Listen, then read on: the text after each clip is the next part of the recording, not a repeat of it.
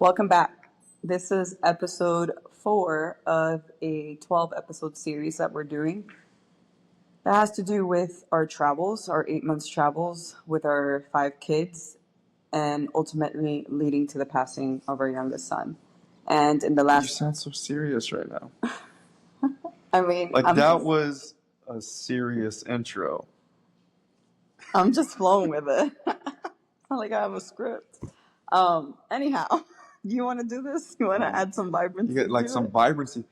Hey, no, I'm That's just not me. hello, San Diego. So in the last episode, back on track, we touched on our trip to Sicily, then through then we headed up to Naples and northern Italy. We took the ferry. That was really fun. The kids loved that Oh, we part. didn't dive into that Oh, part. not yet? Okay. Well, we also talked about what traveling with friends was like for us. That was like our first experience trying to coordinate something like that. And now we're going to continue because a lot actually happened in the summer. So this is an extension of the last episode as far as like what else happened during the summer and during those trips. We left off in the last episode. We made a surprise trip. Well, it wasn't really a surprise, and it wasn't we. It was my friend. My friend and I went to Monaco, and I was talking about how along these journeys, different different challenges and how they challenged us to grow.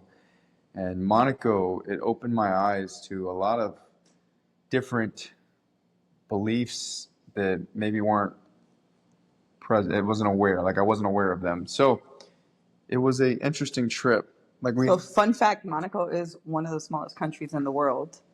But aside from that, tell people who have no idea, why do people go to Monaco? What is in Monaco? Like, what did you see? What, yeah. what was what was your impression of Monaco, and why were you guys going to Monaco? Well, Monaco is where the rich are. I say the rich. I believe, I don't know the exact percentage, but I do know that what I read was 33% of the population are millionaires in Monaco.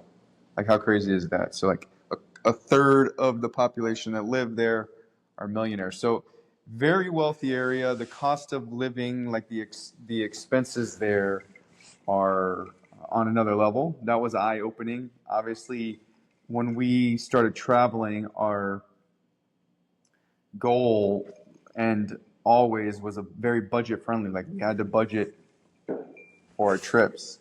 And so going to Monaco, we were going, my buddy, he loves playing poker. And for those that have ever heard of Monaco, the Monte Carlo, James Bond movie, right? Like this is the hub of gambling or high stakes gambling. And so we went for the experience. My buddy really loves to play poker, and he was like, "Hey, come on, come along." And I'm like, "Let's do it." Sure, we'll do it. And so we stayed in the closest hotel you could, external from the Monte Carlo, because the Monte Carlo is like $3,000 a night, and every day went to the casino. But we had an eye-opening experience here because we both thought, well, like, yeah, you can just go And gamble. and play with the big guys. I say big guys, but with the wealthy. And that's actually exclusive. It's private. These are private tables that require a significant amount of buy-ins, and it's invitation only. So I'm not a big poker player, anyways. I wasn't playing poker. My buddy was, and it was cool to go and see it. The nice luxury casino, but it also made me realize as I was there that I'm seeing a bunch of wealthy people, successful people in the financial realm, and it made me kind of question like, what am I doing in my life? Because I am so grateful for everything that I do have in my life, but I have always wanted to be financially successful on the level that I was seeing, and so it made me realize that there was more work to be done. Yeah. I mean, that's what happens, when you travel, when you put yourself in different environments, different situations, different things arise, and you realize where you think you didn't have self-limiting beliefs or, a certain mindset that you do. But that was like one of the things that we said, like, why do we want to travel? And it was just to put ourselves in all these different environments to see what comes up, because it's Yeah. also a form of self-discovery when you're able to leave where you grew up, where you're comfortable. And it's not necessarily that you're uncomfortable, that you're putting yourself in, like, weird situations, but just being able to see things in different, through different cultures, through different financial, levels. And all of this is, we had lots of great conversations during our travels, because everywhere we went, it was like, whoa, I didn't know I still thought like this, or I didn't know that this experience was going to make me feel this way, or, all these things. So I thought it was a good experience, because Alex does not like gambling. That's just not his scene. And he's like, man, like, I don't want to go. And I was like, just, like, go and see what happens. And that's the thing about these situations. Like, even though it's not your scene, it's not somewhere where you're like, that's what I enjoy doing. There can always be a takeaway, like, you can always learn something from having these experiences. Let me get a little bit more specific, because this just came to my mind as you were talking. Is like, people are saying, okay, well, what was the limiting beliefs, or what were the things that you were experiencing? And in order for us to achieve, abundance in the financial realm, we have to, it's an energetic feeling. It's like internal. And so when I got there, staying in a nice hotel, we don't pick luxury when we travel. We're not like slumming it up by any means, but we don't pick luxury. We live within our means. And so going into this hotel, it was beautiful. When we're going to the breakfast time, we're looking, and every meal is $75 up. And so, like, I'm like, man, this is expensive. This is too expensive. Is this worth it? That there was a Like, time. who even pays for Yeah, this yeah. stuff? We we ate a steak. It was a steak for two, and it didn't have a price tag. And me and my buddy were both like, kind of hesitant to order, but we were like, let's get the steak. And then it comes back. The bill comes back, and it's a $200 steak. And we both, we're both like, man, this is expensive. This steak is not worth it. Long story short, we're beating the steak up.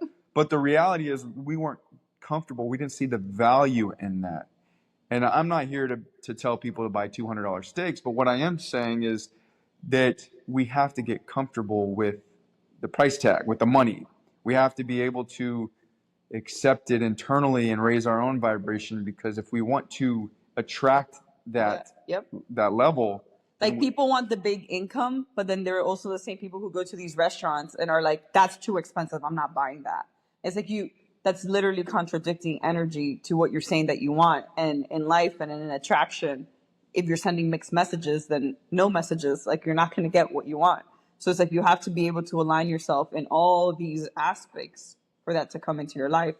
Just like a $200 steak. It's like, you have to be able to sit down and eat the steak and say, you know what, I enjoyed the shit out of the steak, and I'm going to give the $200 because that yeah. steak was amazing. Well, and I think also too, and something I wanted to say is, seeing the people that were there, it wasn't a lot to them, and that was common nature. Like, for me, and I'm sure that people that are listening to this, I'm not driven by the cars and the big houses and stuff like that, but I can tell you that these people are probably not driven by that as well. They're focused on making more money, but they have the nice cars and they have these things. I mean, I can't speak individually for Yeah, anyone, but but where I'm going with this is, they have reached a level of, like, there's a bunch of Rolls Royce or Lamborghinis, and those are $400,000 plus cars that it's like monopolies, play money. it's like, I see the value in that. For me, I don't, like, I've always been like, I don't need a $400,000 car. Now, would it be nice?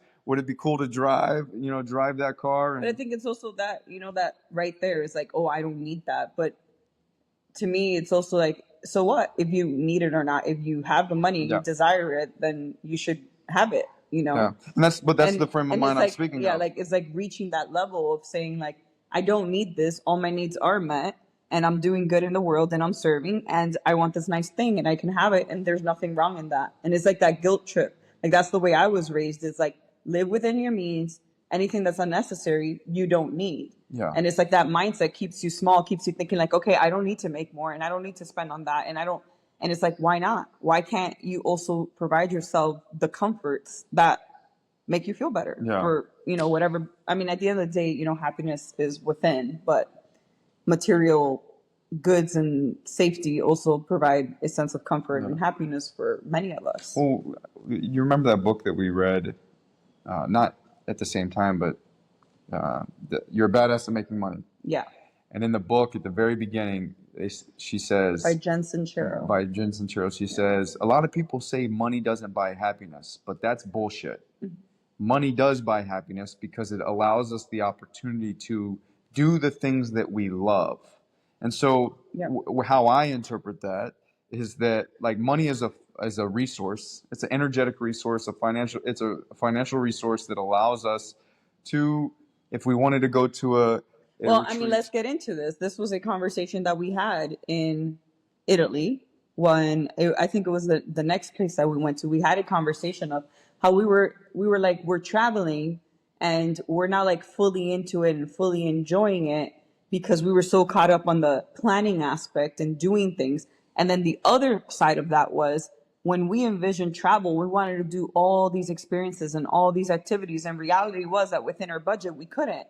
So for us in that moment, we told ourselves like, what is it that we have to do to, one, overcome this mindset, but two, actually make the more money so we can have those things? Because it wasn't that we were completely unhappy, like, oh, if we don't have that, we're just miserable. Like we learned how to find the free activities, how to lower costs on something so we can go do, certain things. But at the same time, we saw the value in like, hey, yeah, if we had an extra $2,000 a month, we could be doing so much more. We could have a rental car everywhere we go. We could have this and that and that. And it's like those little things. It's like, it wasn't so much for having them, but for us, it was about giving those experiences to our children, to go do more activities with them and to create those memories with them, which once again, it's not necessary, but we see the value in like what she says is like money gives you the access to do those things that can bring the happiness, that can bring all these activities. At the end of the day, we were happy regardless, either way. Yeah. But once again, it's like,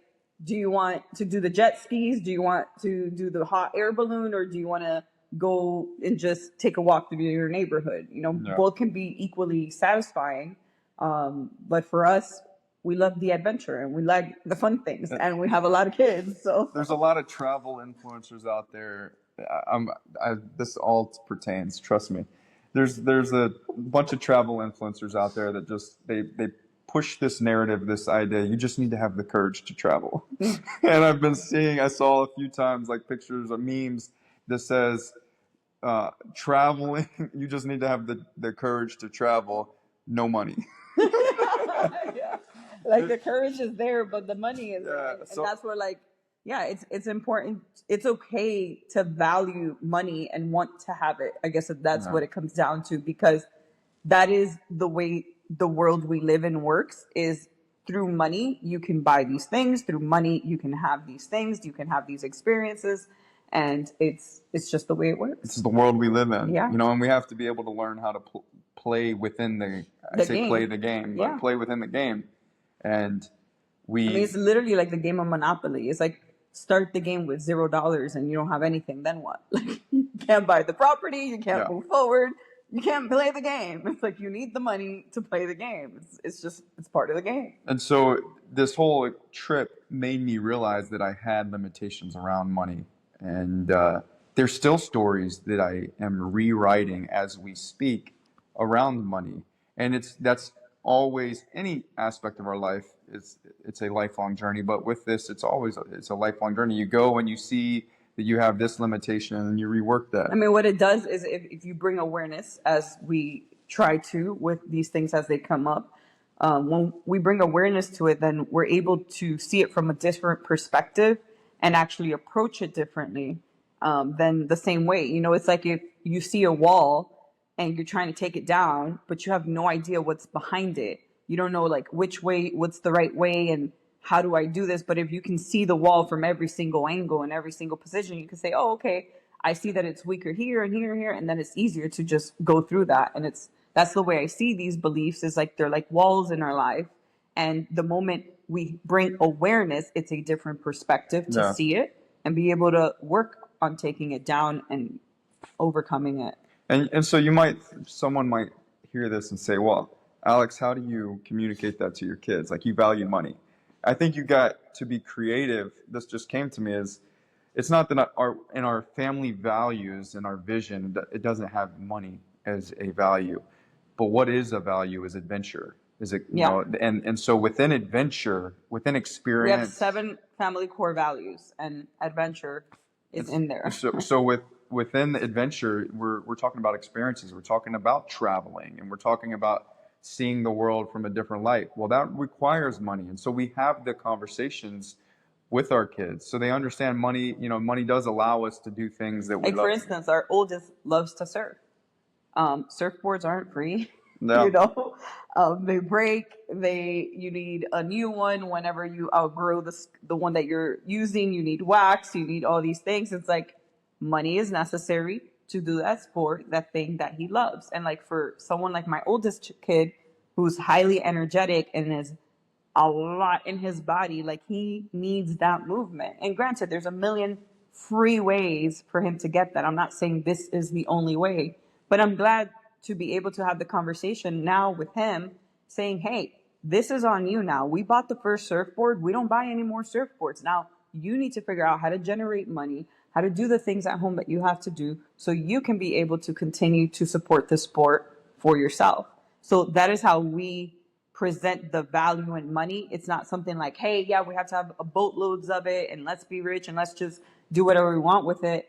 It's more like it's a tool, right? Just like anything, it's a tool. It has its use. Now let's learn how to use it and also how to make more of it so we can continue to use it. And for us, we've shifted from we don't have money for that to, well, then how do we make the money? Yeah. So how can we make that? And that's the conversation with the kids. So whenever they ask for something, we don't say, oh, we don't have money for that. And we don't say, we can't do that. We can't afford that. That's not in the budget. We say, okay, buddy, that's a great idea. Now let's come up with ways. How are we going to make this extra money? Right? Because right now you have this, we're living within this, and that's outside of that. So how are we going to bring it in? Like, how are we going to create an idea, a new business, whatever? And those are the conversations. Or what odd jobs are you going to do around the house or out in the community? And, you know, we're in that right now. We're in the infancy stages of a goal that we have as a family, going to Amsterdam for a Mind Valley event. And we all sat down at the table and said, okay, it's going to cost us this much in an estimate. And we need to make that money within 3 months. How are we going to do it? And we have no idea we're going to make it or not. How are we going to do that? But we have made the goal, and we have a plan, and we intend on moving forward with it. And we'll see how far we get. You know? And I just want to speak on this. In our experience, in our life, the greatest changes have happened when we've taken the leap of faith. Yep. And so we do have a plan in the sense of, well, we're just going to buy the ticket, the flights. The tickets are a little bit more expensive as a family. Like we're talking, it's a chunk of change. So we have to raise the money for the actual event tickets, but we're going to buy the flights because that can go up and that fluctuates even more. But either way, like what we told the kids, this is a great opportunity for us to all come together as a family and brainstorm and come up with ideas of how we will all be creating extra streams of income within what we do or what we know or what we love. Or what we're good at, yeah. Yeah, and it has given the kids like so many ideas of how they want to do it and how they want to go about it. It also teaches them responsibility. It teaches them to have to manage themselves. That is the hardest thing I think even adults struggle with, especially if you're like an entrepreneur or you have your own business, is the self-management. Why? Because most of us weren't taught that. You were managed by your parents, and then you leave your house, and then you fuck off for how many years before you settle down or get married or something, and then you're still having to figure that out. Because a lot of us have no idea how to do that because it wasn't taught to us. Because Our bosses tell us what to do. Our teachers in school told us what to do. Your parents told you what to do. You weren't allowed that freedom to actually manage yourself. So that's what we're teaching them in a way. It's like we are assisting with what we can, with giving them some structure. But I told them, I am not holding your hand. If you don't do this, if you don't create what you're doing and go out and sell it, like I'm not doing it for you. Yeah. Like that's on you. So at the end of the day, if your goal wasn't met, that's because you didn't want to. And that I think is the hardest part for anyone, because it's easy to say, I want to do this, even in your own business, in your own thing. It's like, oh, I want to put out a podcast. But if somebody doesn't say, like, hold your hand, sit you down, like, you need to record, you need to edit, you need to put it out, you just don't do it. And it's like, why? Because you don't know how to manage yourself. And that's what we're teaching them as well throughout this journey of everything. It's like, how do you want to manage yourself? How do you want to show up in the world? What is truly meaningful for you? They said they really want this trip. They're saying that they really want to, create businesses and sell all these little things. And it's like, well, we're going to see. It's an experiment. And at the end of the day, I don't see it as failure or success. There's a lesson in either result, right? Let's say that we don't raise the money and we're not able to go to the event. Then great, we come back to the drawing table. Like, hey, what worked well? What didn't work well? What do we want to, copy? What do we want to leave behind? And that's the way I envision like them going through life, that eventually they're going to come to a point where they're just going to be self-sufficient. And I don't have to tell them anything because they know how to make money. They know how to feed themselves. They know how to do what they have to do around the house. And then they turn 18 and I don't have to worry like, oh my gosh, they've never been on their own. Well, the worst case scenario is we'll just be in Europe. Because Yeah. if we don't raise enough money, yeah. then we're going For to the event, the event. we still get a Europe trip. Because, like I just mentioned, our plan is to buy the tickets. We will buy the tickets here in the next few weeks, no matter what, to force us to have something yes. to so work we're putting ourselves in an uncomfortable position because we know within comfort there's no change. If you're comfortable, you are not going to change.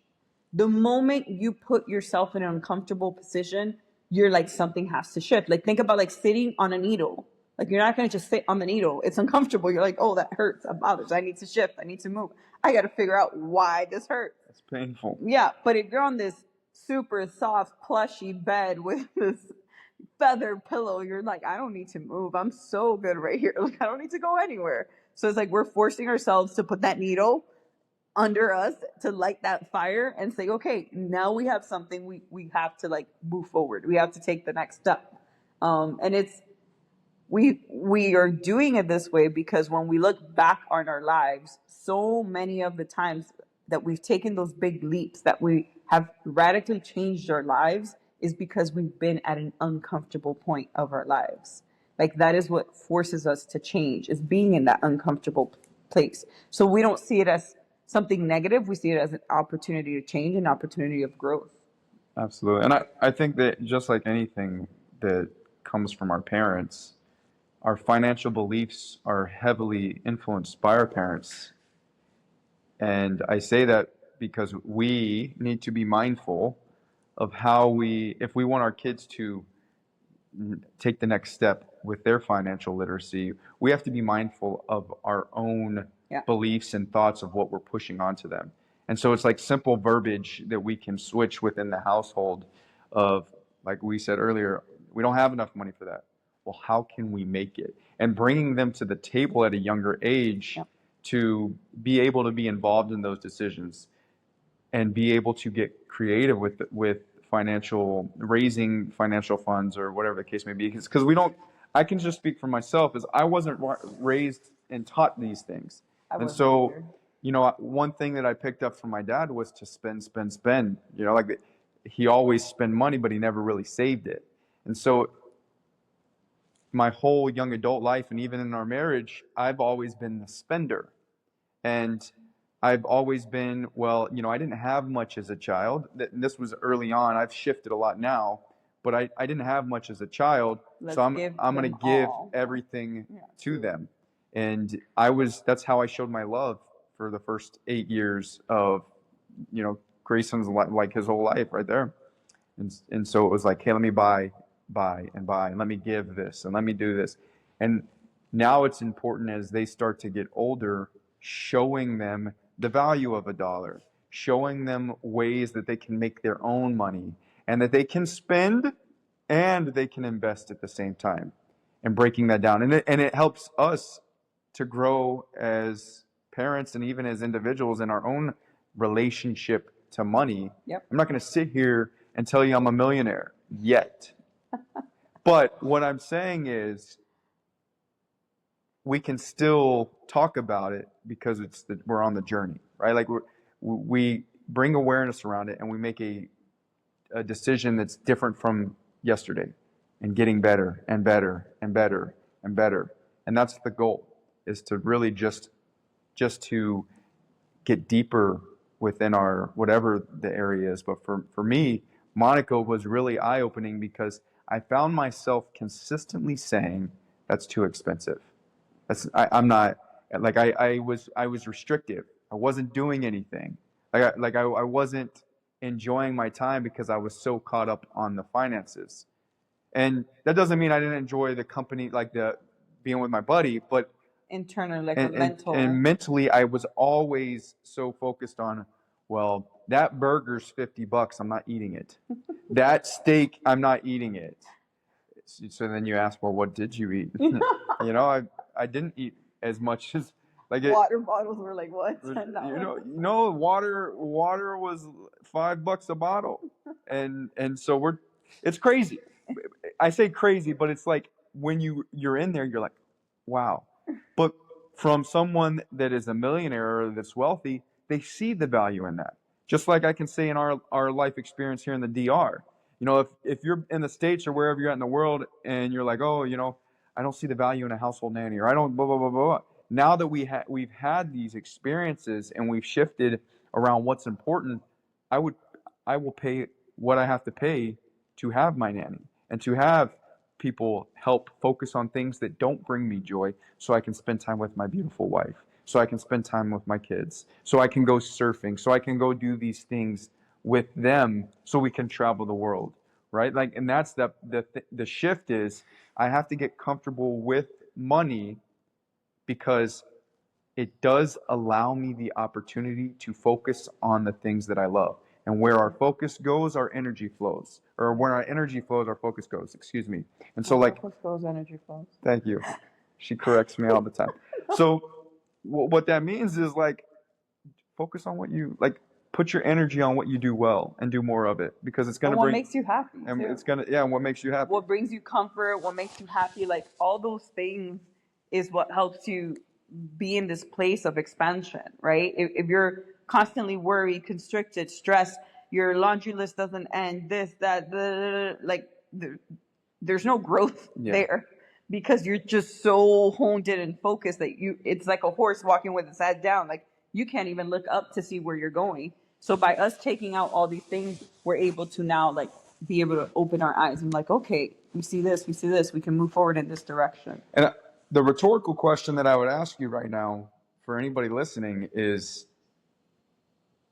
are you doing, like, your job that you're doing right now, do you truly enjoy it? Does it bring you joy? Most of the time, you can pause this and block me out for a minute or two to think about this, but most of the conversations I've had with men, because I was a men's coach and that's who I worked with, they were doing their job to financially provide. They didn't enjoy it. They authentically hated their job. And so, do you think that they're going to bring the best versions of themselves back into the home? Do you think that they're going to give their best versions to their kids? What kind of message does that send to your children? Like, hey, you know what? I'm going to do something I hate because I have to financially provide. You're just continually. And then on the other side, now in today's day and age, how many men don't work because their wives are the breadwinners? Like, where are those men on that spectrum too? It's the same source of misery. Is either you're doing something you hate and it's not in alignment with you, or you're not doing anything for yourself. So same thing, you're not in your purpose, you're not in alignment with yourself. It's like both of those bring this misery into the family that then spreads into the way you are every day. Like you have to be doing things that are you love, that is in your purpose, that is designed That's filling for your cup. you. Yes, to fill your cup. Because in filling his cup and I fill my cup, we fill the family's cup. Yeah. It's not like, oh, I'm gonna fill my cup and his cup is somehow magically gonna get filled from mine. Like we're so different. We're so different. And what fills our cups is so different. And we have to do that. But then there's things that we love to do together too, as a family, as a couple, that we're like, oh, hey, we really enjoy this. So it's a balance of all. But It goes back to that question though. It's like, well, not focusing on the, like I need money, right? We need money to live in the world for the things we want to do. And this, where I'm going with this is when you focus on something that you love to do and you start doing that and you do more of it, the finances will come. Now, some of you may be listening and you have a full-time family, like you have a family, you have like responsibilities. I can't just quit my job. It goes back to that analogy earlier. I was saying just travel, like just courage to travel, right? But you have no money. With this, it's like, okay, what situation do you find yourself in? Well, I'm working a job that I hate. I'm miserable all the time. Well, now, what is it that you really want? Sit with yourself. Meditate. And meditation doesn't need to be 15 to 20 minutes. It can be a simple 2 to 3, 5-minute sit with yourself every day to see where you're at internally. And ask yourself what you want to do and what do you love to do? Like, what do you want to do more of? And when you do that, then start to take a step towards that goal and do it for free first. It doesn't mean that you have to change your life overnight, that you need to quit your job next week. All we're saying is when you start adding, right, this is like where your job is, everything that you're doing that you hate. It's like you're just going to start adding one thing at a time that you love. And eventually through building that will take over this job that you hate. And then you don't have to continue doing that because now you figured out a different way to do it. But people's biggest excuse is, I don't have time. This is your life. If you don't have time to live your life and your happiness, that is a choice you are making because there's no more hours on the clock going to be added anytime soon or minutes. You have to make that choice that there is time in your life. What are you going to cut back on that is not important that you're doing so you can bring this value and this joy into your life? Right? Do you watch sports? Do you scroll on social media? Do you go out with your buddies to a bar and drink? Are you, gambling? Like what is it that you're doing that you don't have time for? We all have the same amount of hours. So we don't have an excuse to say we don't have time. Even if it's 30 minutes a day spread in different little increments or whatever, we all have the same amount of hours. So it's a choice. You have to make the choice. And maybe it does mean that maybe you're not working a full-time job. Maybe you move to a part-time job because your full-time job is so demanding. And you say, you know what? I'm going to take the pay cut. We're going to cut back on all these expenses. And I'm going to use that extra time and completely, dive into this. Yeah. Because there's a million ways to do it. There's not just one way. So all I have to say is it's a choice. You dove into something that I want to just highlight too, is that most people are living outside of their means, or they're living things that they're doing. Basically, their job has to be there because their cost of living is so high. And the moment you scale back on your cost of living, all of a sudden that job that you're working 70 hours a week could be a 30-hour-a-week job. Or it's like, is this like looking at every single thing in your life, every expense, and ask yourself, is this serving me, and how is it serving me? Yep. And what happens, what we've noticed with our traveling, like full-time traveling, is when we've cut things back, when we've silenced the outside noise, life has become more simple. It's become more enjoyable. We've been able to connect deeper intimately, connect deeper in our conversations with our kids, having a deeper connection. So when we realize that the external, outside of like our home, like everything externally, how's it serving us, and getting intentional around that, it's made everything in our house so much better. And then our cost of living drops. So we don't need the amount of money that we normally have. Do we want it? Absolutely. But we've realized that we can live at a lower, in a Yeah. lower means, and then now we've shifted the costs to paying for experiences, paying for Yeah. household help to help allow us the opportunity to focus on our kids and focus on each other and focus on doing this stuff, things that we love to do. Because quite frankly, I've said this in my own internal circle many times, is I love speaking and sharing and helping people. Like just through what we're doing here, it could be through an interaction and just giving a different perspective. And we have the opportunity to do this because of the way we've set our life up. And anybody can do this. It's not just us. Like, anybody can do this. It I mean, takes. we know people in our same exact position as far as like being veterans and receiving a paycheck, and they still have full-time jobs. They still work. They're still like caught up in the hamster wheel. So this isn't like we're unicorns. Once again, we had to make choices and be very clear in the direction that we were taking our life and why. Like, I think that the why, once you answer your why, then everything else unfolds very quickly. But you need to be clear on that.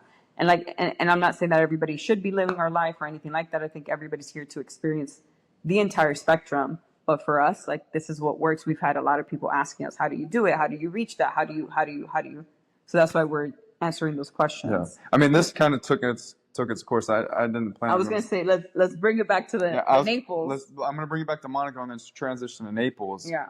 Monaco opened my eyes to my own beliefs, where I needed awareness around my finances, right? My financial beliefs. And it also showed me that as I am content where I'm at, like we truly love our life, I do still want more. More, yeah. Like I want more money to be able to have more experiences and travel more. We love traveling. One thing that one thing is, we weren't able to hold a place and travel. We wouldn't be able to afford both. It was either our home base and we then couldn't travel. have a home base and go travel around. And that's one of the things that we want to do now. We're like, okay, we want to have a home base. We're very clear on that. That is one of the goals we set as a family for 2025. And we want to continue traveling. Well, what does that mean? That we had to go to the drawing board on how we're going to make income, like make extra income streams this year. And that's what we're focused on, because we want to have both. Now we're like, okay, that was really nice, but it's also really nice to have a place where you don't have to take all your stuff or move it every time you move. Like, I want to put so much stuff in this apartment, and I'm like, but I don't want to sell it. I don't want to move again. I don't. So I'm like in this pause, like frozen state, because I don't know we are going to stay in this apartment. I don't know if we're going to stay in this country. Like, we want to, and at the same time, I was like, till we don't purchase something, I don't feel like I'm safe to bring more stuff in, because the moving process, and it's like, oh, I'm just going to buy one thing. Oh, I'm just going to buy. And then you end up with hundreds of little things that you have to sell or get rid of or give away or whatever. And I just don't want to, we've done that process almost every single year that, like we've been moving and all this stuff. And I'm just like, I'm over it. And that's the last piece is making more income without compromising our non-negotiables and our values. Yes. So Giselle and I both don't want to compromise the way that we live with regards to spending time with our family and being able to go out and do adventures and do things like that. Like, we don't want to be stuck at home on a computer for 8 hours a day. Like, that's not what we envision. I can easily get a job and make this money, right? I can easily get a 9 to 5 and make the money, and we can do it.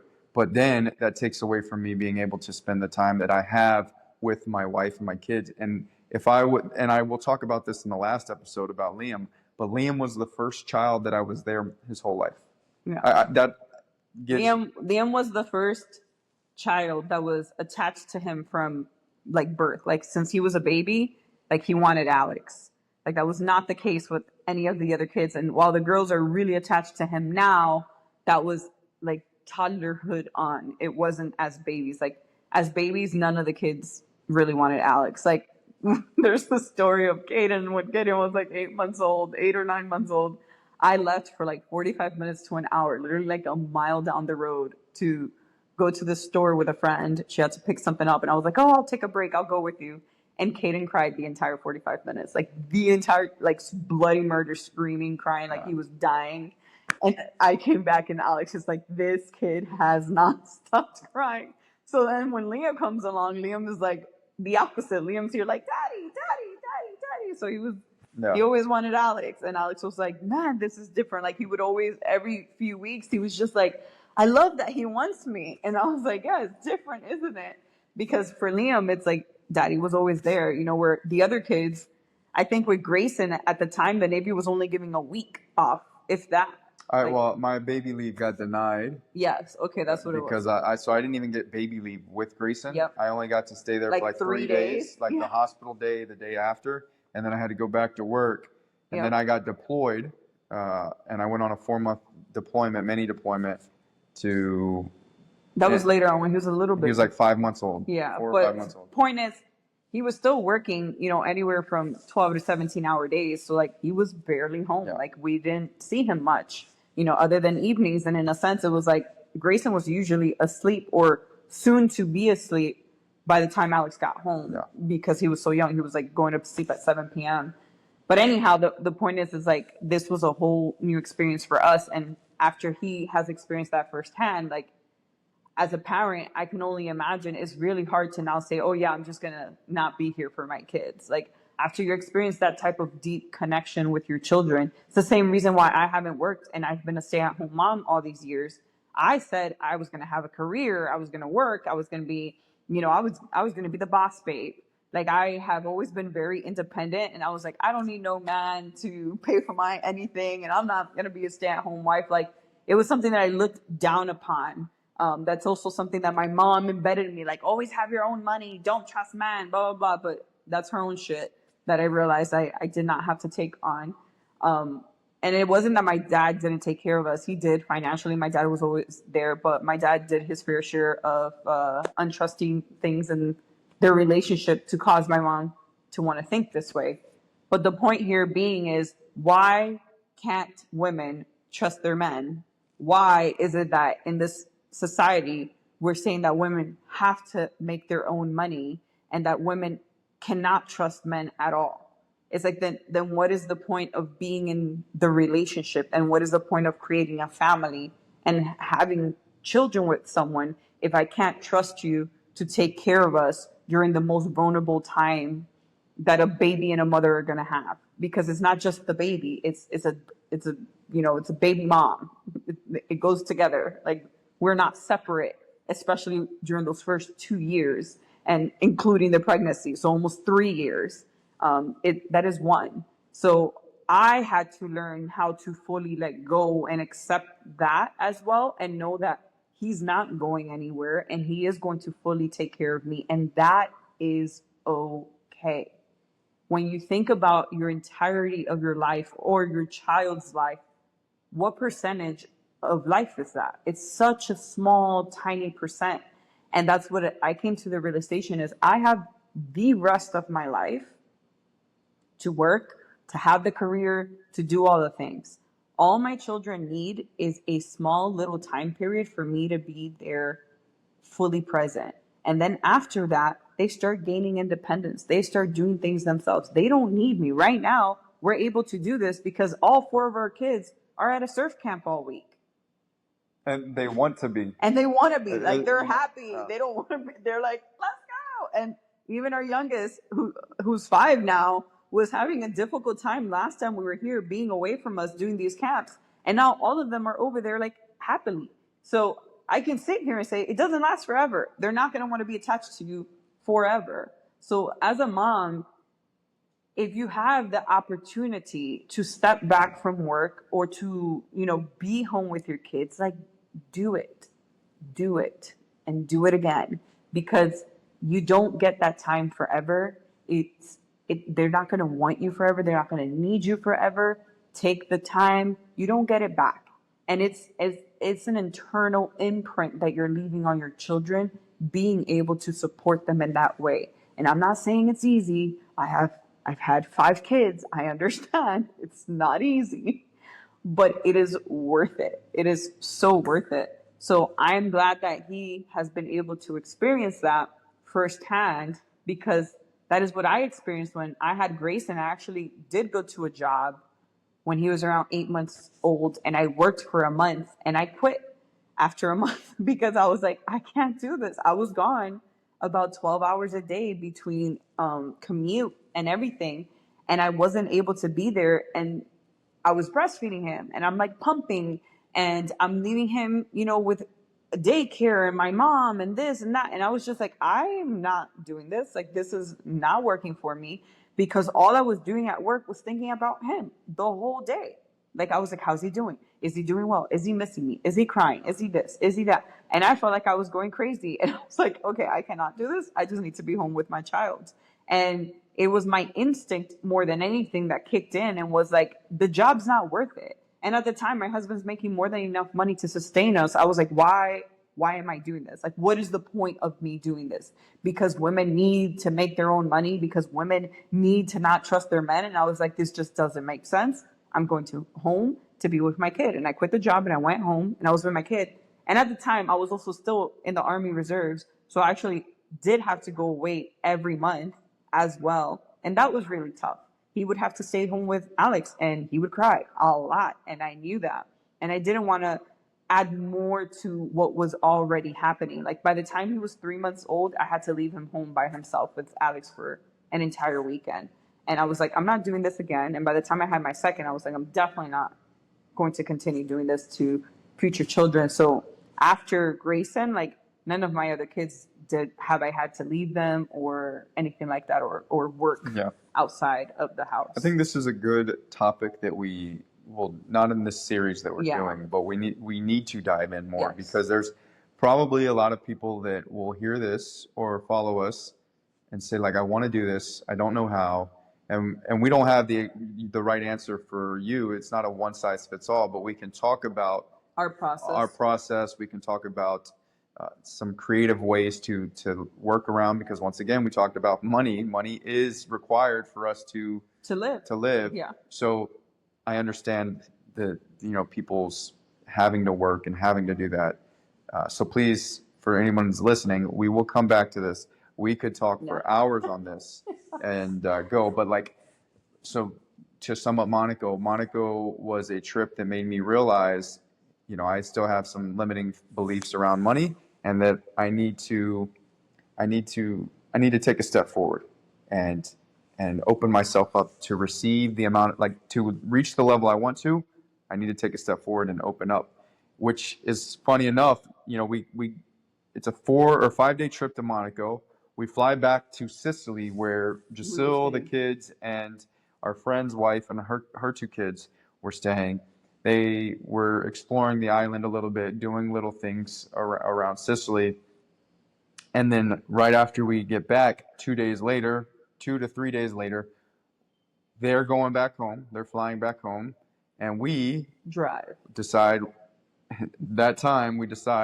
to drive up to Naples. We were going to fly, and then we remember that the base rented cars. I think I talked about it a little bit in the last podcast, and we're like, okay, so we rented the car and we drove it up to Naples, which was such a beautiful drive. And we remembered we had done it before when we lived in Sicily, and we're like, oh yeah, you got to drive the car onto a ferry. Like, the kids are going to love that. I don't think the kids have been like on boats and ferries before, but they don't remember, or at least with us. Well, the last time we were on a ferry, it was when Grayson and Caden were 3 and 1. Yeah, but I've taken them to New York as well, and I put them on a ferry there. And then here also they've ridden on boats, but it was like we as a family hadn't done it No, the girls have not. Yeah, I don't think the girls had ever done it with us. So we decided to do that because I was like, that's going to be a really cool experience. And we were messing with the kids the whole ride. They're like, how are you going to cross the ocean? And we're like, oh, I guess this car is just going to turn into a boat. And we're just going to drive it across. And they're like, stop flying to us. And we're like, oh, we don't know. I guess we're all just going to turn into fish. And we was just, like the older kids obviously knew what was going on. But the girls are like, what is going on? And then we get there and they're just like, what? You get to drive to a boat. And it was only like a 30-minute ferry ride, but they got out. They got to the top of the boat. We got They're looking like they're feeling like Jack and Rose from Titanic. It's winds in their face, and we met some cool Canadian family there that we were chatting with for a bit. They were Sicilian. Yeah. His family was Sicilian, so they were doing, their kids were there on a visa study abroad program for school, and so they were like, we're moving back here. We're gonna come live here because we just miss it so much. But going into Naples, at the time we were just, goes back to the money thing. We were trying to figure out, Italy was very expensive. Because of the summertime. Because of the summertime. So we were strapped tight for cash. So we went on Facebook. We found a cheap apartment like an hour outside of Naples in a little town called Baronisi that we had never heard of. We had never been to. It turned out a small town outside of Salerno. Salerno, okay. It turned out like an hour from Naples. An hour from Naples. Yeah. I was like, we actually loved that little town. I actually want to go back to it. It was, I had never been to a town that after like 5 p.m., there was nothing but teens in the street. Like everywhere you looked, it was just like littered with teens. And like at the park, it's just full of young kids. The parks, they had these little like, soccer fields. And I'm talking about 20 to 30 kids playing soccer every afternoon. So the kids loved it. That's actually one of the places that they had a lot of friends. They actually met a lot of friends, and they were playing soccer all the time. And our apartment was like a 5-minute walk from the city center, from the park. So after a few days of them meeting up with the same kids, and these kids just like coming over to the house and everything, I was like, look, whenever you guys want to go to the park, like just go walk to the park. So in the evenings, usually they would ask if they could go, and we would let them go ahead, and then we would walk over later with the girls and let the girls and Liam play in the park for a bit. And I remember we had no idea, but while we were there, they had this like 3-day sports event. It was like this sports, basically it's like field day where they invite all these different regions and they all come and compete, and there's awards and games, and they also have like bouncy houses for the kids and other competitions. But I had never seen anything like that. We weren't looking for it. The little friends that the kids made told us about it. And it was all free. And it was all free. All free. Everything was free. It was just like a really fun, wholesome way for people to come together and have fun and enjoy a weekend. So we ended up going there. Alex makes some football. Well, before we get into that, I wanted to dive into, because we were in the finances. We were talking about finances within Monaco. Once again, Italy, we didn't have the budget to go to Sicily, but we did to stay true to our word and everything that way. So we went to I say compromise, but we got creative, and we were like, hey, we need to take a step out of Sicily because it's still expensive. We'll stay in Italy a little bit. We wanted to be in Sicily for a month. Yeah. But then we decided that there was no way we were going to afford that in that time frame, and we just had to get out of Sicily. Granted, we probably could have found something, but we didn't. Yeah. We tried and we did it. And we spent a lot of time, like we spent hours and hours looking trying to find a place in Sicily. And it's just, everybody was trying to charge like triple what it was worth to make money. And I was like, yeah, I can't do this. So let's get out of here. So when we found a place, I found a place external to like Airbnb and all that other stuff. I found a place below our budget. A little bit below our budget. We were aiming, when we were traveling, anywhere between 1,500 to 2,000 tops, like Euro. Yeah. And we were able to find something that was 1,200 for the month. And so we were like, you know what? We've never been in that area. It's a cool experience to go and see it and check it out. And so we did, and we hunkered down for a month to basically pass the high season into the beginning of fall. And so we were there. Money was tight, like it was really tight during that time. This is the first time that we started talking about like finances and figuring out how to try to make more money. Well, we were like, how are we going to cut back on things, or what are we going to do? And like we had rented the car, and I was like, yeah, this car rental is not something that we can do again. Because it's, we can't afford it. And that's when we started, we're like, we need to get creative. Instead of saying how we don't have, we need to get creative on how can we make more money. And obviously, like, we don't have established businesses online or anything like that. And I wasn't trying to like make money off of what I was doing. Like, it would, the thought of doing that, I was like, it'll take weeks, months of us like trying to implement things to It get goes to that. back again, what we were just saying. It goes against what are our non-negotiables and our Yeah. values, and how are we moving forward with and making Like, we money. weren't trying to work full time while traveling. Yeah. That wasn't. Like that, it takes away from the Yeah. whole purpose and intention of what we were doing. So we both are military veterans. I'm sure you all know that. And with that, we have benefits, and our benefit is to go to school for free. When I say free, the military pays for it, and part of that pay, you know, them paying for it, is they do give you a cost of living allowance, and wherever location. So if you're going online, they pay you an online rate. If you're in person, they pay you A higher rate. a rate of what the cost of living in that college area is. So that little bit of money, you know, we knew, we did some research. I was actually looking, I almost went against my own thing that I'm saying. I was looking at hunkering down in a place in Europe for an extended period of time, which the reason why I'll tell you in a minute. But ultimately, we first also had the conversation of who was going to go to college. Who was going to go to college? It was going to be you or me. And I was like, I hate school so much. And I was like, I'm not going to say I hate school. I love to learn, but everything I want to learn, you don't get degrees on. And the military does not pay for the things I want to learn about. So I told them, I said, look, unless you can find me something within these topics, like, I'm out. I was like, I'm not doing it.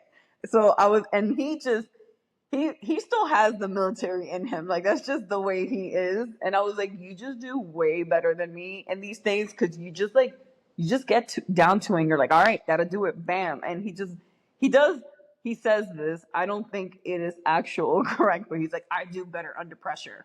I was like, I don't think anybody wants to actually work under pressure, but he will literally leave things last minute and then do it. Like, procrastination to the T.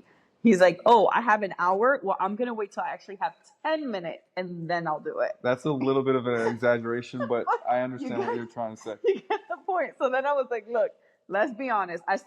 With Liam being a baby and on-demand breastfeeding and everything, I said, look, I know that I don't have the mental capacity or even the physical capacity to add something else to my plate right now, because with Liam, you know, I was like, I don't know when he sleeps well, when he doesn't, this, that, like, and there's still changes, you know, they're still going through. Like, at the time he wasn't even 1 yet when we had this discussion. This was right before he turned 1. And I know that typically it takes till like 2 years old before you start feeling a little more alive and awake after having a baby. So I was like, look, I will do this after he turns 2. But I was like, I am not doing this right now. I was like, I promised myself that for the first 2 years of his life, I was not going to take on extra commitments other than like him. And other than like, it's in full joy. I truly want to do this. So I was like, I'm going to stay true to that. I said that was the whole point of us moving to Dominican Republic, was to have a baby and to be chill. So I could be chill. So I could truly like focus in on just my baby and, you know, my other kids too. But I was like, I'm sorry, I'm not doing school. I was like, I understand it would be more money for us if we both went, like we would both get paid. But I was like, I'm not doing school. And once again, like, for us, it's not just about having more money. Once again, it's going back to our core values. Like, what do we really value? How do we really want to create our family environment? And for me, I was like, a stressed mom is not what we're looking for. I was like, we're not looking for a stressed mom, a stressed traveling mom with a baby. Like, I was like, that's too many titles that I don't want to all have at the same time.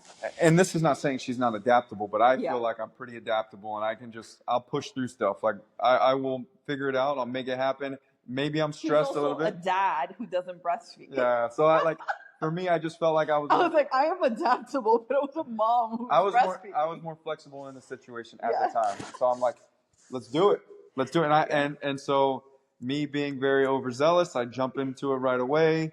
I think after we had the conversation, like, not even 2 weeks later, you I had already applied. applied. He like I applied. had already got accepted. He like thought about a few programs, and he's like, I think I know what I want to do. And he applied to a program. He got accepted, and I was like, oh, we're doing this. And he's like, yep, we start next month. And payment follows, you know, Yeah. and obviously because, you know, we're not making as much money as we used to, you know, financial aid, you know, it always plays a part. So there's financial aid with college and all that other thing. So He's in school right now. I'm in school right now as we speak. I'm doing his master's. I'm officially over 50% finished with my master's. I did my bachelor's degree when I was in the military. He is officially more educated than I am, as I only have a high school degree. Listen, I am a firm believer. I had this conversation yesterday for anybody listening that a formal education doesn't make you certified to do something in life. Now, obviously, being a doctor and a lawyer and a professional like that requires certifications. But where I'm going with this is life experience is the most important. Yeah, like even when you go to school for 10 years, if you don't go in the field that you got your degree in and you don't work it firsthand, like what good is that degree? So once again, we're not saying that school's a bad thing or that people shouldn't go to schoo, but at the end of the day, it's real life experience that teaches you how to do the thing that you got a degree in.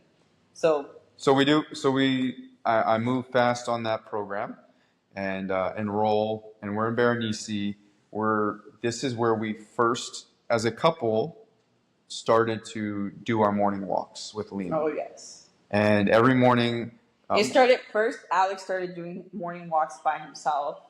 And then I was like, I realized that, so that was also the first apartment where there was a lot of tension in the apartment. Which we'll get to, a lot of tension. And it was more the tension between us with my sister and then the whole kids, and the way it was a 1-bedroom, so she was sleeping in the living room, and my sister sleeps in very late, and she's also been alone with, just one child her whole life. So of course my kids get up and they're up early, and they're in the living room and they're in the couch and they're jumping, and she's just like in a lot of tension a lot of the time. So I was like, you know what? I'm going to join you for your morning walks. We need to talk. We need to figure this stuff out. And I think that we also need a breather just from the apartment, just to be in our own space, in our own energy. So the kids were sleeping in pretty late around that time. I think so like 9. They were waking up around 9. So we would wake up at like 6:30, 7 a.m., and we'd go on our morning walks. He had this little coffee shop where he really liked. The guy's name's Francesco. I went there every morning and we got a coffee and a croissant. And the cutest part is he's like, Francesco was telling me all about his family. I was like, oh, Francesco speaks English? He's like, no, he speaks Italian. We just talk through my limited understanding of Italian from 3 years and playing on teams that don't really speak English. I played on a rugby team and a football team, and there were some people that spoke English, but majority of them spoke only Italian. So they speak to you like you know what they're saying. So you just shake your head, and so he was doing the same thing. Like I knew some words. I knew he was speaking about his family. I was like, how do you know that he's understanding you? He's like, we're understanding each other. I was like, okay. We're using Google Translate a little bit. We're showing pictures of our kids. So it was cool. So we go on these walks, and we brought Liam along. And when Jacil and Liam started to come along with me, it started to turn into really authentic time with Liam. We'd go to this park in Berenice and push Liam. It was just all about Liam. Push Liam on the swing, and Liam would climb little stairs or try to climb the stairs. And we have all these pictures. Like when I look back at him now, I'm so grateful because he was so happy. And those morning walks, we discussed how, once you have passed the first child, getting that individual time with the child is very difficult, especially when your children are close in age. Like we had 2-year gap. Liam was the furthest gap between him and Lumi. I think it was like 3.5, something like that. But all the other kids were 2-year gaps.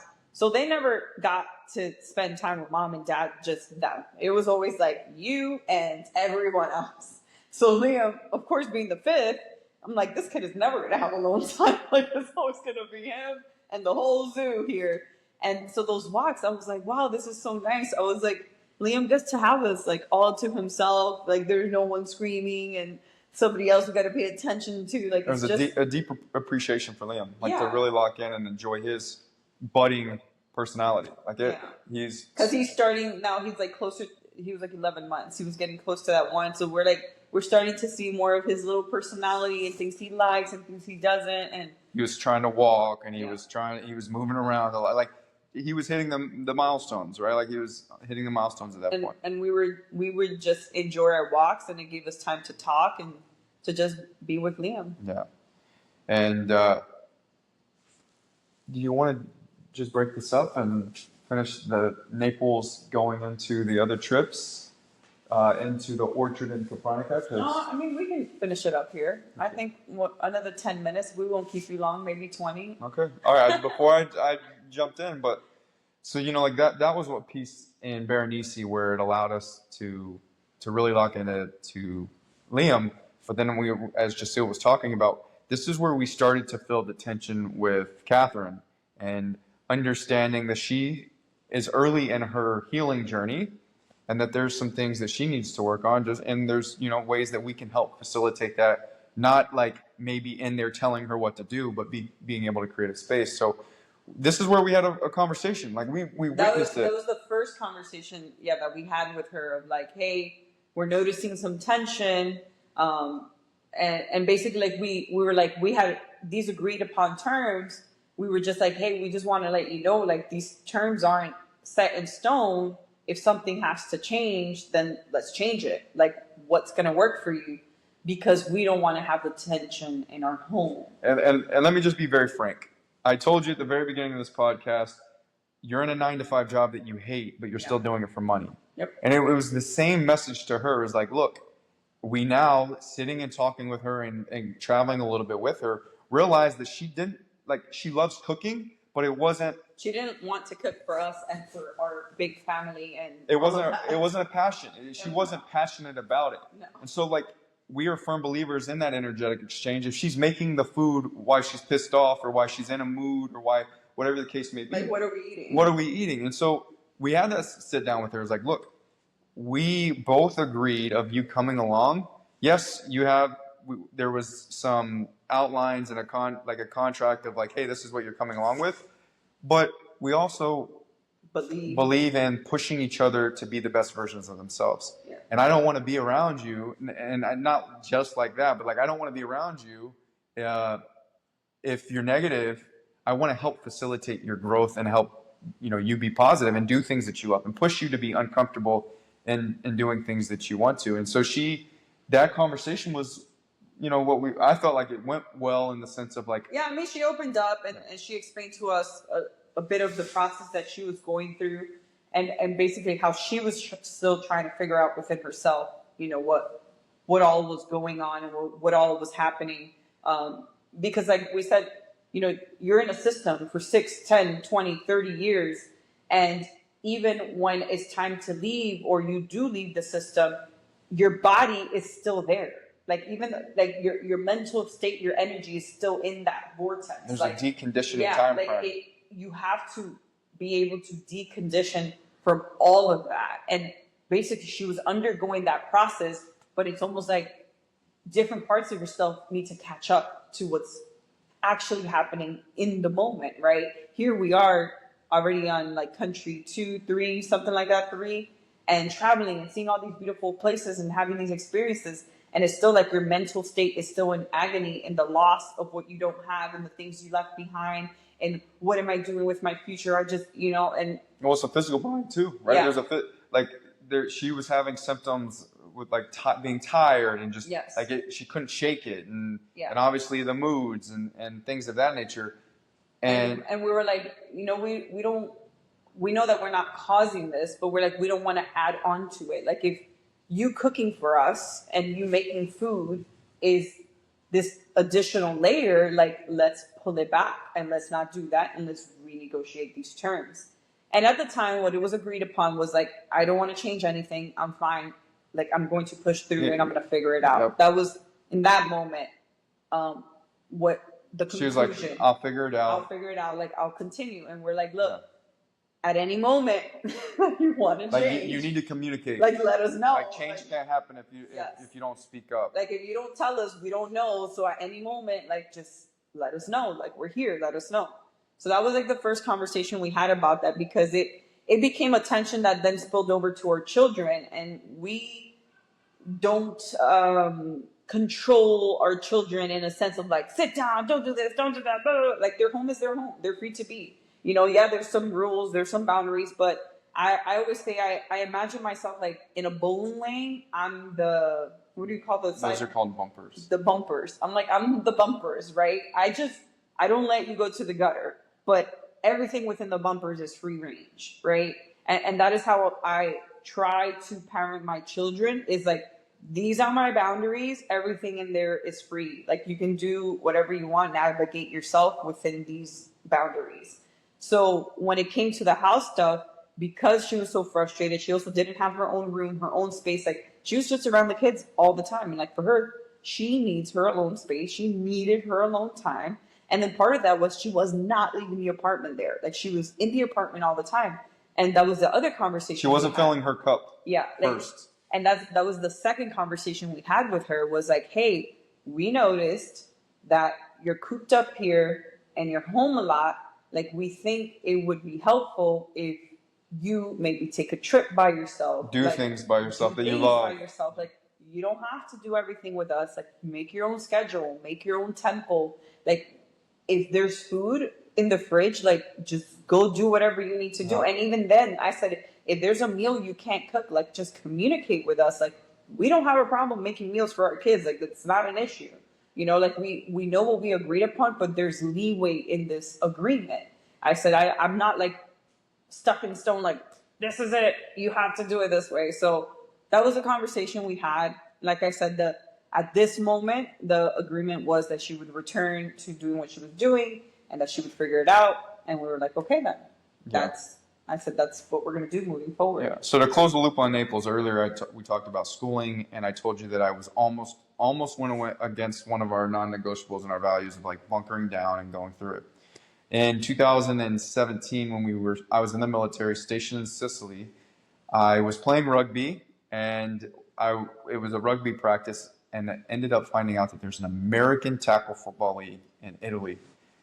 For those that know me, I grew up playing sports, but my love was football. I played football for 8 years, loved it. I don't want to use the word trauma, but I had a negative experience in the sense of like I was practicing hardcore to play in high school, and on the multiple occasions my dad took that opportunity away from me, because I had gotten in some trouble with my stepmom.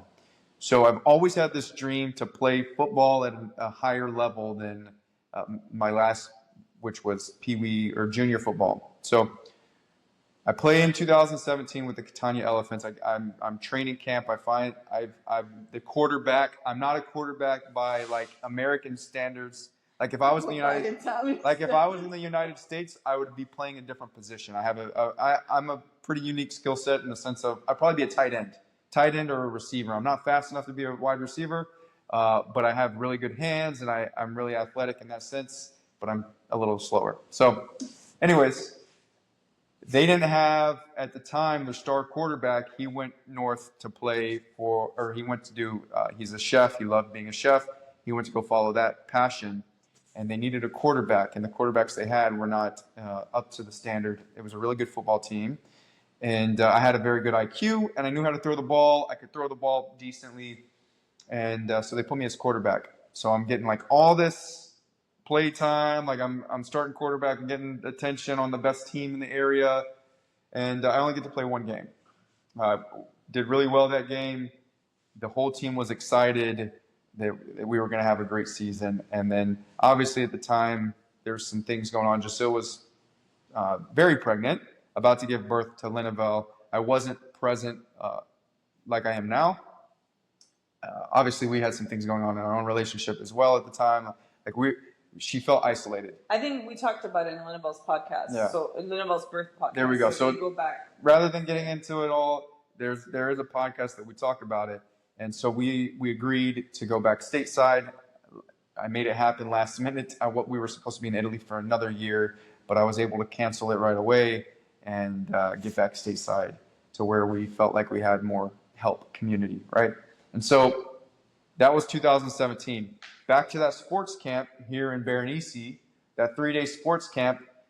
We go at night and we see American Tackle Football League, the Salerno Eagles, and Grayson, being a very extroverted, I love it.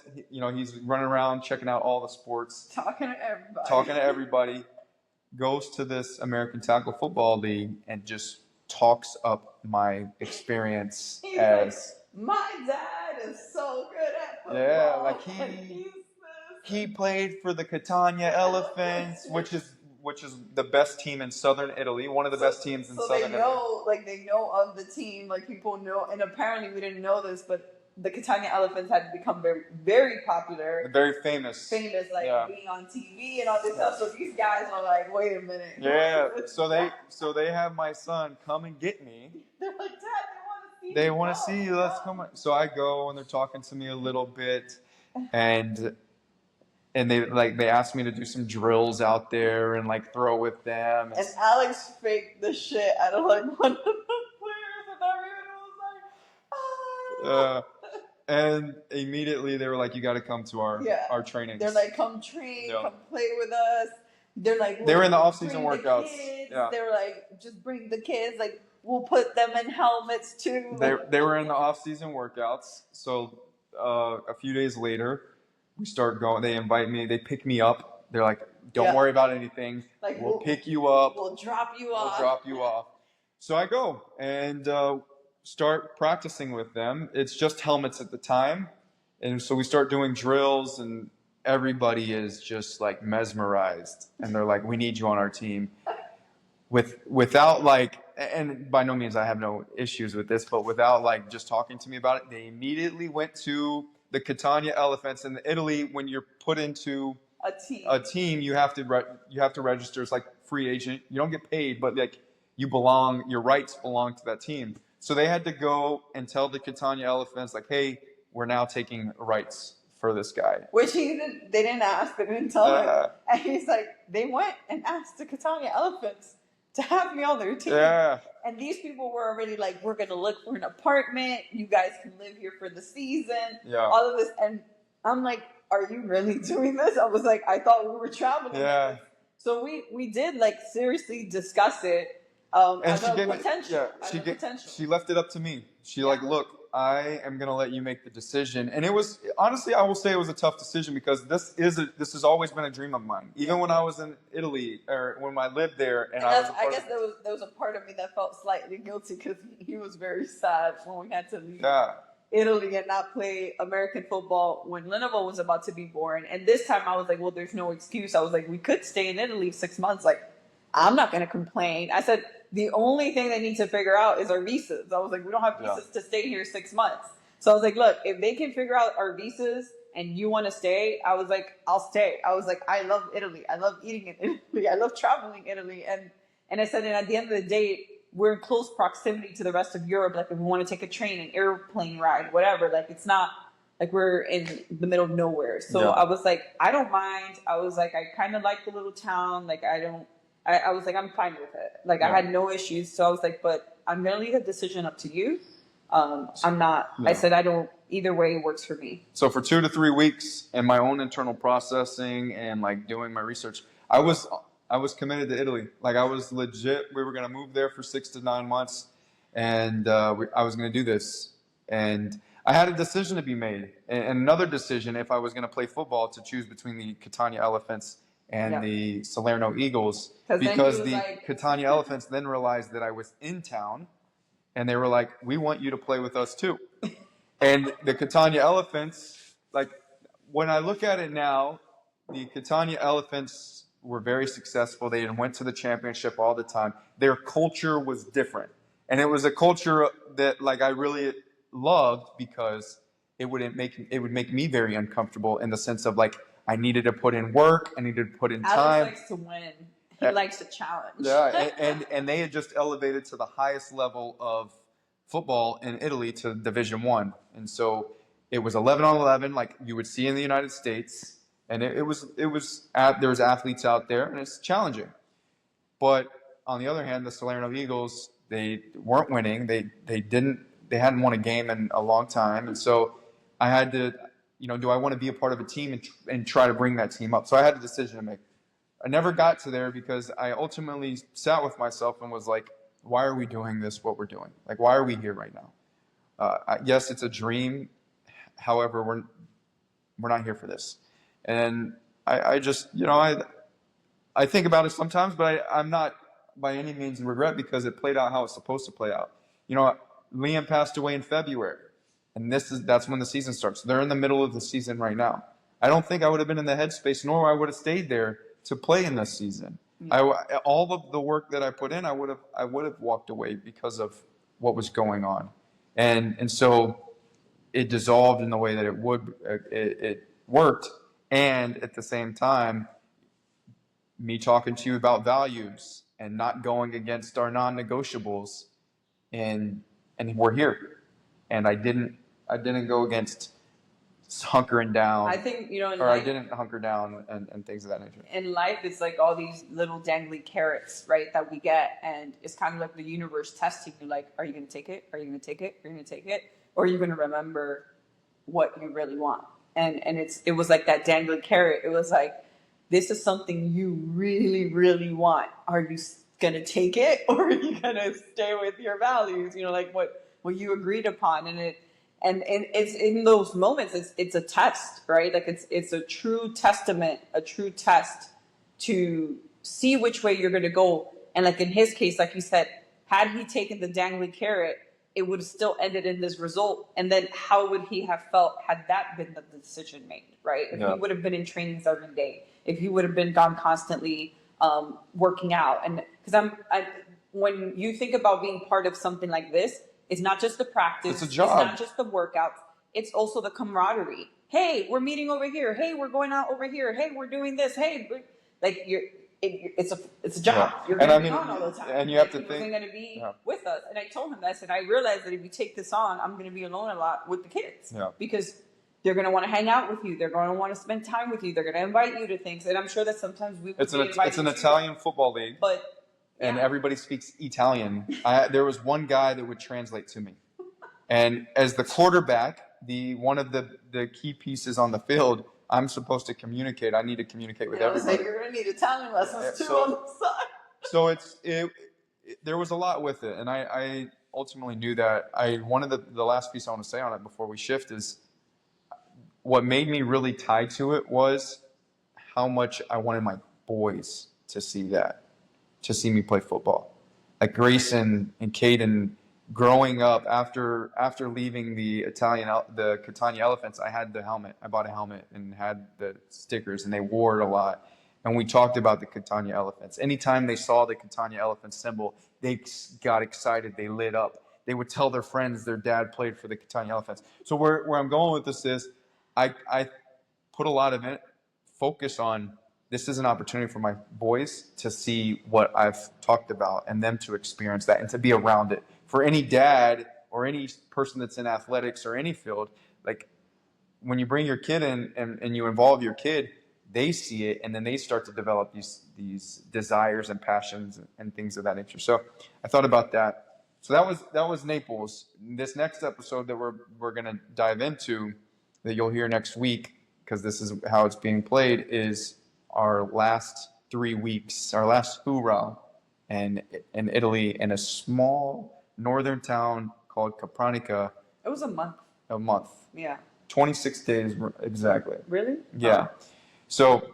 But I'm going to leave you with one last note with as far as like why I left the decision up to Alex and I said I'm not having any input on this is throughout our marriage I feel like I have been the one to make a lot of these decisions in the sense of like, you're not doing that. Like, I'm not going to allow that.